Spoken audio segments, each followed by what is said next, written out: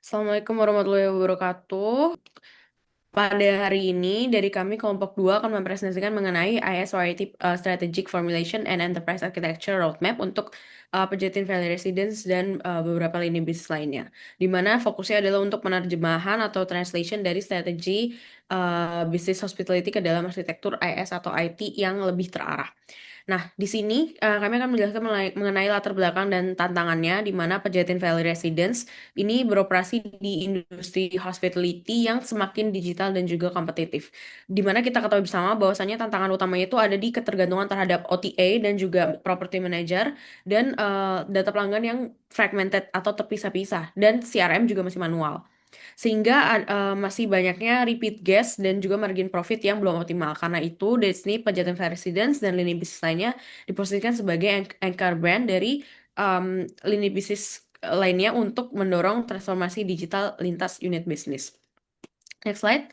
Nah, untuk transformasinya yang ada di sini itu difokuskan ke dalam tiga hal, yaitu yang pertama, direct booking system dan CRM, yang kedua, integrasi pelanggan lintas unit, yang ketiga adalah peningkatan efisiensi operasional dan juga loyalitas pelanggan. Untuk akhirnya kita bisa membangun grup hospitality yang integrated berbasis data dengan layanan yang lebih konsisten dan juga lebih sustainable.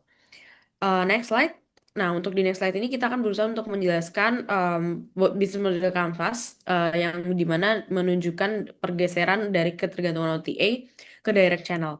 Untuk value utama ini berasal dari website hospitality business ini sendiri, di mana direct booking dan juga loyalty dari customer harusnya ada di sini.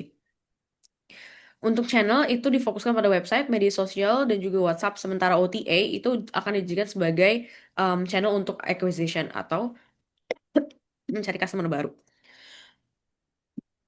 Nah, model ini diharapkan bisa membantu untuk mendukung dari penurunan biaya komisi dan juga peningkatan margin profit. Selanjutnya boleh ke uh, enterprise architecture design-nya.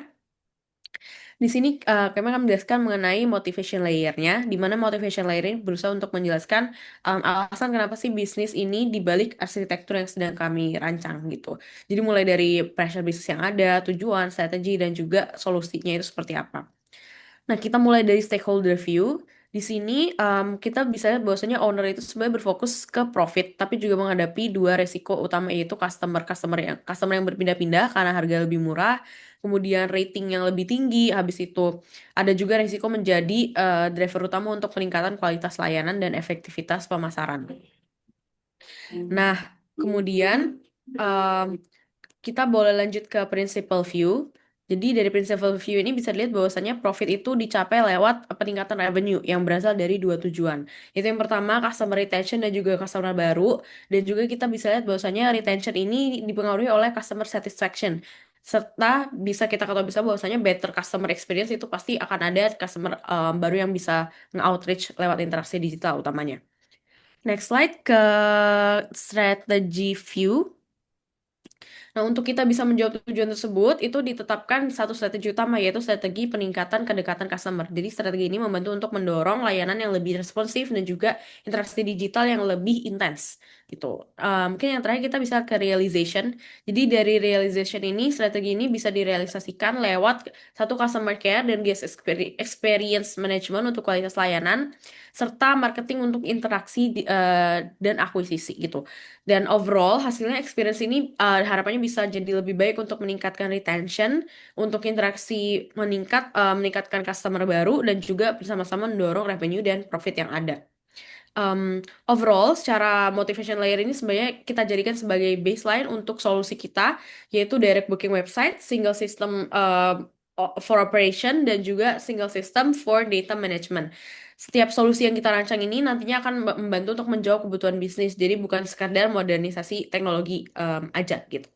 Oke, kita boleh lanjut ke business layer. Nah, di business layer ini sendiri, mungkin kita akan ke organization structure dulu.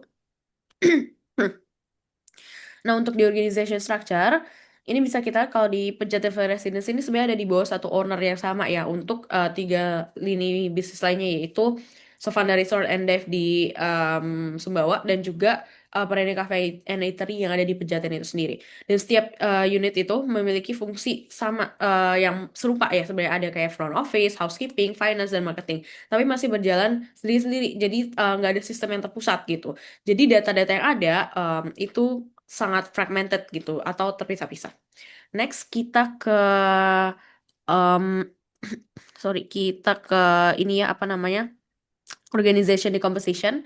Nah, kalau organization decomposition ini sebenarnya struktur organisasinya itu kita bagi jadi ke front office, back office, dan juga shared service center. Jadi, ideally, service ini punya peran untuk sebagai pusat digital marketing ya gitu, kayak CRM, IT, dan juga analytics itu terpusat di sana semua. Tapi sekarang perannya itu masih limited, jadi belum jadi pusat integrasi di situ gitu. Oke, kita mungkin lihat juga ganti ke capability map ASIS-nya. Jadi di capability map baseline ini atau ASIS, ini membantu untuk kita menunjukkan di Pejaten Residence ini capability bisnis sekarang itu sebenarnya udah seperti apa sih? Apakah udah lengkap gitu. Jadi mulai dari operasi, marketing, reservasi, dan juga data itu seperti apa. Tapi secara kenyataannya sekarang ini hampir seluruh capability itu masih manual dan juga terpisah serta masih berbasis spreadsheet manual gitu. Jadi tingkat kematangannya tuh secara digital sebenarnya masih rendah. Oke, next kita ganti ke em, business function ya, business function yang as is. Jadi secara business function front office itu masih menangani reservasi layanan tamu gitu. Jadi marketing juga mengolah OTA dan media sosial, back office tuh mengelola keuangan dan chat supportnya, hanya melakukan rekap IT dan data-data pengelolaan data sederhana. Prosesnya itu sebenarnya jalan, tapi datanya itu jadi nggak real time dan tidak terintegrasi. Jadi masih banyak potensi yang sebenarnya harusnya bisa dimanfaatkan lewat situ gitu. Kita ganti pindah ke capability realization yang as is.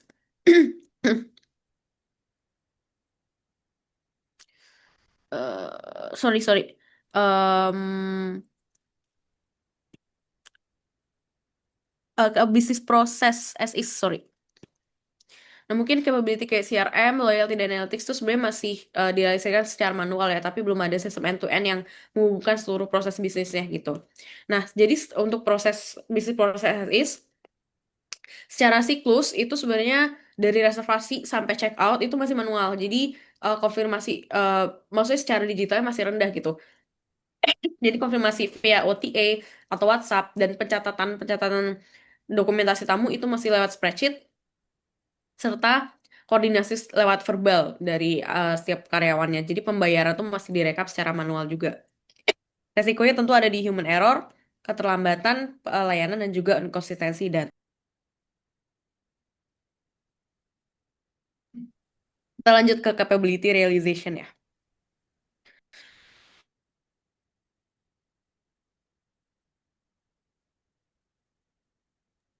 Ya yang itu. Ra.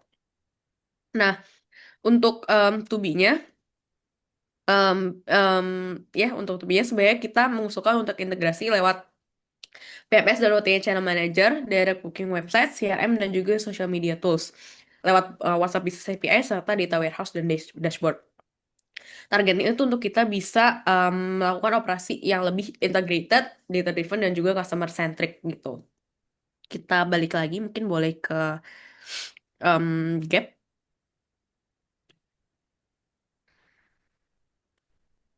dari capability gap. Nah, ini. Jadi kalau secara gap utama itu ada di digital booking, CRM, dan customer engagement, dan juga data analytics. Jadi dari gap ini sebenarnya kita jadikan dasar penyusunan enterprise architecture roadmap yang ada di sini. Gitu. Oke, mungkin boleh dilanjut ke data layer.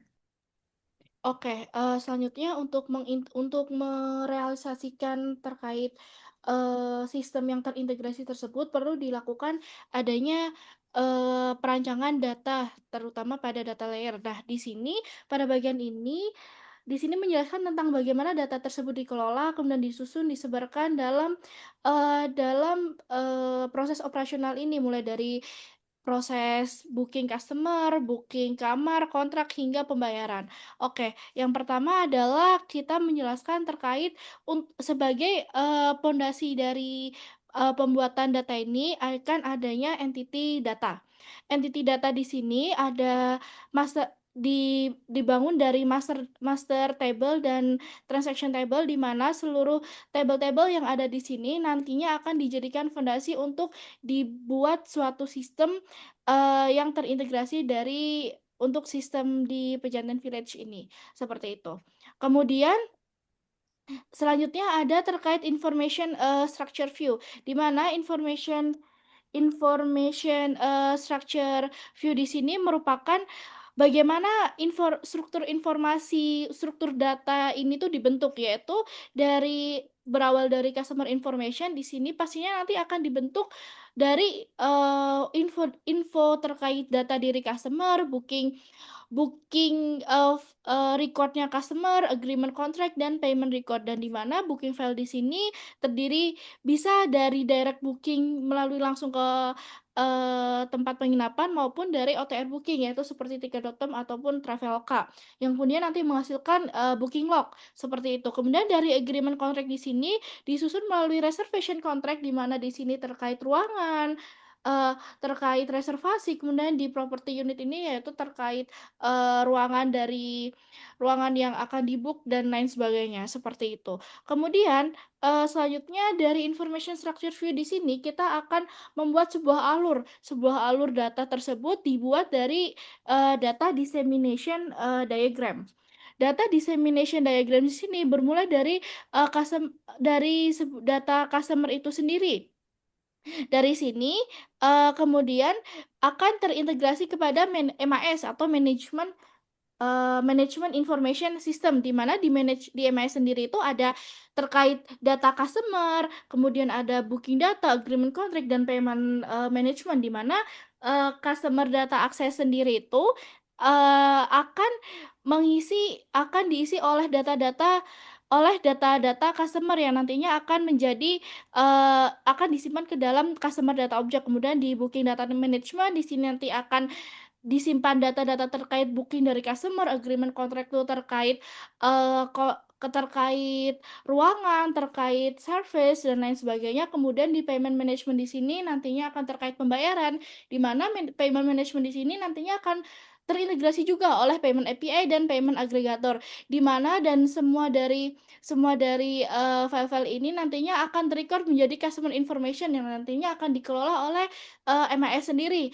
Nah, di dalam perancangan data dissemination diagram ini nantinya akan bertumbuh kepada informasi-informasi yang ada di dalam data entity yang telah kita buat. Seperti contohnya yaitu terkait booking data management, yaitu ada booking room, ada booking, ada stay, dan lain sebagainya. Kemudian di data customer ada MGuest, kemudian ada stay dan lain sebagainya. Kemudian ada di payment management, ada di T-payment, invoice line. Kemudian di agreement contract tuh ada room status, kemudian M-room, dan lain sebagainya. Seperti itu. Oke, selanjutnya boleh dilanjutkan terkait application layer oleh rekan saya, Fitri, ya. Oke, kita langsung lanjut aja masuk ke application layer. Di application layer ini boleh diklik yang as is. Nah, kondisi as is ini sekarang untuk aplikasi di Pejantan Valley Group ini masih berada pada tahap awal digitalisasi ya. Jadi aplikasi yang digunakan tuh masih bersifat terfragmentasi dan tidak terintegrasi. Sangat bergantung pada proses manual.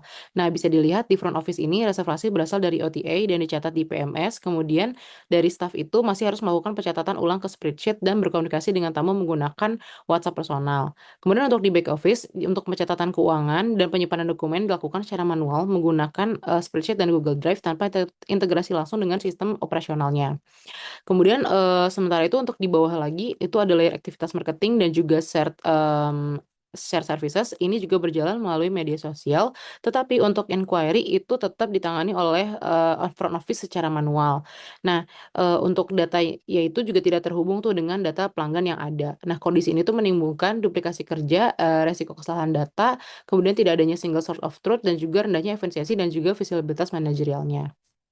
Oke, boleh di back. Oke, kita masuk ke application usage view as is. Nah, kurang lebih untuk application view view assist-nya itu juga sama. Di sini untuk proses dari reservation-nya, kemudian dari untuk arrival communication, check-in, itu semua di-handle masih secara manual menggunakan OTA dan juga WhatsApp Messenger.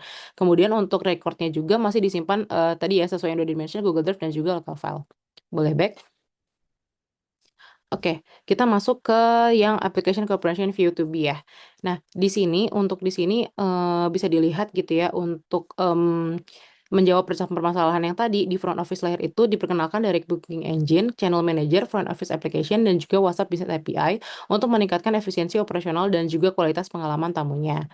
Kemudian untuk arsitektur ini di back office-nya boleh turun. Nah, di sini ada hospitality core suite yang mencakup PMS, CRM, POS, dan juga booking system dan juga loyalty engine. Nah, suite ini berfungsi sebagai jantung operasional yang memastikan seluruh data reservasi, transaksi, dan juga pelanggan itu terintegrasi secara end-to-end sehingga data yang disimpan itu tetap akan sama gitu ya. Nah, di back office ini juga diterapkan accounting dan juga finance system serta dokumen management system untuk mendukung akurasi laporan keuangan dan juga tata kelola dokumen yang semulanya menggunakan Google Drive atau disimpan secara lokal. Lalu seluruh data kemudian dikonsolidasikan pada data dan analytics layer. Di situ di bawah ada melalui enterprise data, warehouse, dan juga BI dashboard sebagai single source of truth. Nah, kemudian secara share service center boleh ke bawah, itu sekarang sudah menggunakan social media media management tools. Lalu untuk IoT, di bagian IoT ini sebagai pengembangan jangka panjang yang dimana arsitektur ini didukung gitu ya dengan energy monitoring dan juga predictive maintenance. Oke, boleh keluar. Oke, kita masuk ke application behavior view. Nah, application behavior view ini menunjukkan bagaimana proses bisnis dilayani oleh application services secara terintegrasi. Data dari PMS, CRM, POS, dan juga sistem lain mengalir ke data warehouse, kemudian diproses menjadi insight, lalu nantinya akan disajikan melalui BI dashboard ya. Bisa dilihat di yang paling ujung itu ada di BI dashboardnya. Nah, terus dari sini organisasi itu nantinya akan beralih dari sistem yang tadi manual atau semi manual gitu ya menggunakan aplikasi yang terpisah-pisah. Harapannya menjadi terintegrasi, mendukung keputusan untuk operasional dan juga strategis berbasis data. Oke, boleh masuk ke gap analysis. Oke, boleh keluar dulu. Ara. Terus ke gap analysis. Yes. Nah, di sini overall untuk gap analysis ini sebenarnya dilakukan untuk identifikasi nih aplikasi yang dipertahankan, dihentikan, dan juga ditambahkan apa. Nah, bisa dilihat, sorry, kok keluar? Boleh diklik yang gap analysis ya?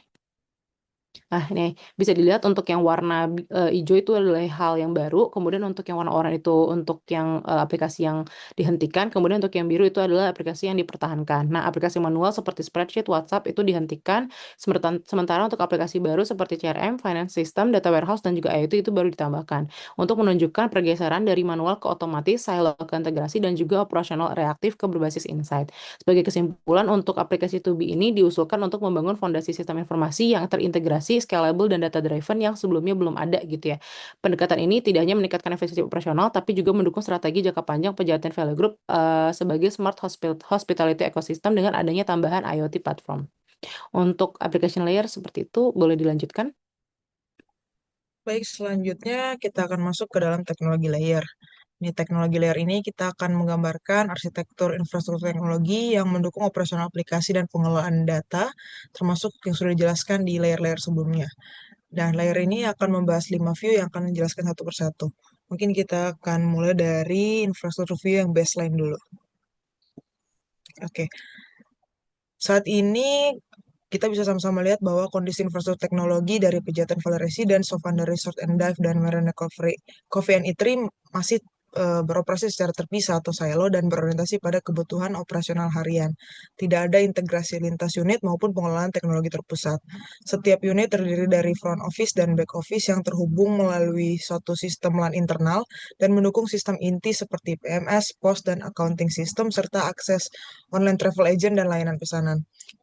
Secara keseluruhan, infrastruktur baseline ini bersifat sangat desentralisasi dan sangat unit based sehingga membatasi integrasi data, pemanfaatan analitik lintas unit, dan dukungan teknologi terhadap strategi korporat yang menargetkan ekosistem hospitality yang terintegrasi.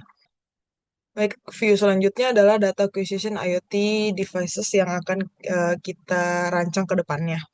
Nah, di sini sama-sama kita lihat bahwa akan digunakan beberapa perangkat yang berbasis IoT sebagai peningkatan dari kondisi baseline yang sebelumnya sudah dijelaskan, yang masih terfragmentasi, kita akan bawa menuju infrastruktur yang lebih terintegrasi dan berbasis data. Pada arsitektur ini, data acquisition gateway berfungsi sebagai titik masuk utama dari data dari perangkat IoT dan penghubung antara lingkungan fisik dengan sistem aplikasi dan analitik terpusat. Untuk lapisan eksternal IoT device-nya di sini mencakup beberapa perangkat pintar, mulai dari smart lock, smart TV, automated lighting, dan smart thermostat. Jadi secara keseluruhan, arsitektur ini ke depannya menjadi fondasi yang predictive maintenance, efisiensi energi, dan memiliki transformasi digital jangka panjang bagi Pejaten Valley Group. Selanjutnya kita ke view infrastruktur, view target. Iya, oke.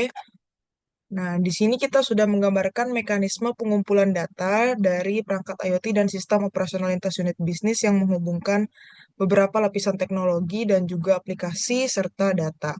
Pada arsitektur target, bisa sama-sama kita lihat bahwa ada data acquisition gateway yang akan berfungsi sebagai pusat penerimaan distribusi data di Pejaten Valley Residence yang nantinya akan meneruskan data ke sistem back office dan juga analitik terpusat seperti Hospitality Core Suite, Energy Monitoring System, Predictive Maintenance System, dan BI Dashboard yang sebelumnya juga sudah dijelaskan di application layer. Nah, secara keseluruhan, 2B ini akan mendukung akuisisi data terpusat dan menjadi fondasi bagi smart operation dan mengambil keputusan berbasis data. Nah, selanjutnya kita ke view IoT Device Service Target.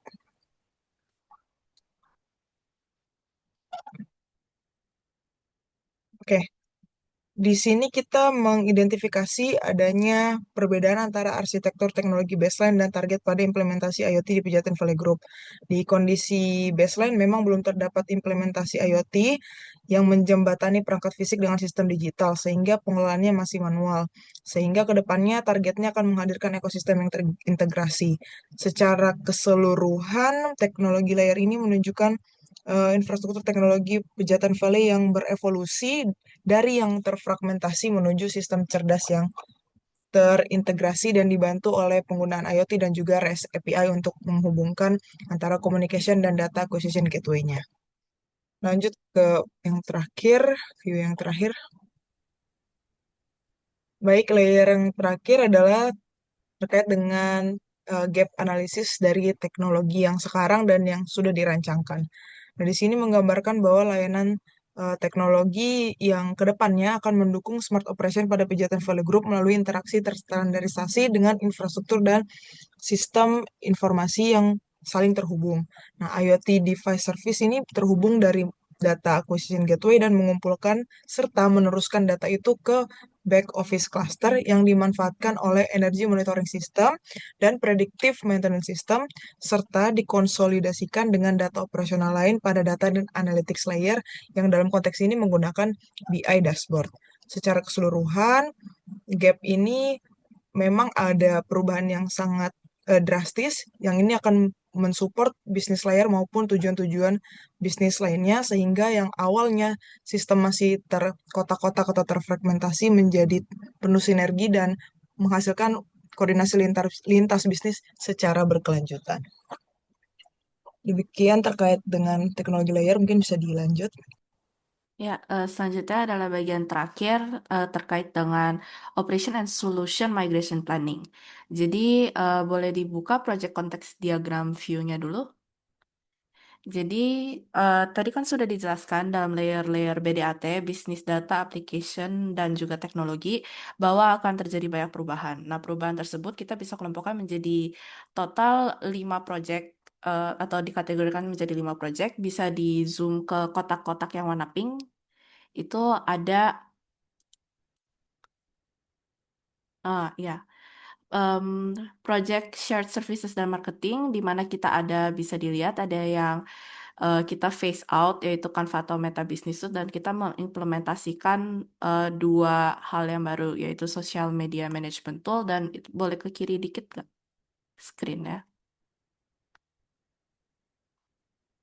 Kiri, Bunda, bukan kanan. Ya, ada marketing automation platform juga. Selanjutnya ada project berkaitan dengan data analytics, di mana sebelumnya belum ada aplikasi spesifik yang diimplementasikan untuk data analytics. Itu ada EDW implementation dan juga pengimplementasian analytics dan dashboard.